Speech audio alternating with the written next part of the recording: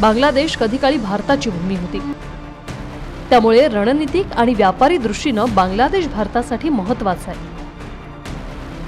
दोन्ही देशात जवळपास 16 अब्ज डॉलरचा व्यापार आहे। रस्ते, रेल्वे, बंदराच्या प्रकल्पात हजारो करोडोंची गुंतवणूक, त्रिपुरा बांगलादेश पश्चिम बंगाल कॉरिडॉर आणि चीनची घुसखोरी प्रवृत्ती रोखण्यास बांगलादेशची साथ गरजेची असते। बांगलादेशातल्या हिंसाचारामुळे भारताला 3000 टनहून जास्तीचा कांदा 100 ट्रकमध्ये अडकून पडलाय। जवळपास 60 ते 70 कोटींचा फटका निर्यातदार व्यापाऱ्यांना बसण्याची चिन्ह आहेत। शरण देण्याची परंपरा बघितल्यास भारताने याआधी 1959 मध्ये तिबेटचे धर्मगुरू दलाई लामांना आश्रय दिला। चीनने तिबेटवर आक्रमण केल्यानंतर तत्कालीन पंतप्रधान नेहरूंकडे दलाई लामांनी आश्रय मागितला। त्याला हिमाचलच्या धर्मशाळेत आश्रय देण्यात आला।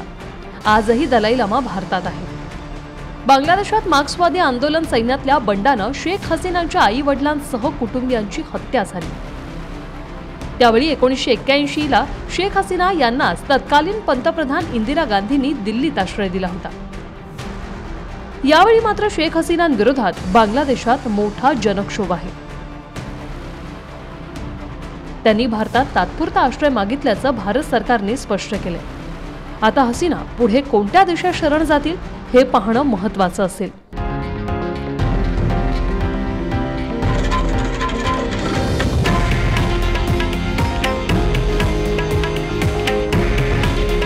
हे आहे देशातील नंबर 1 न्यूज नेटवर्क आणि आपण पाहत आहात TV9 मराठी। काळजी तुमची, हित महाराष्ट्राचं।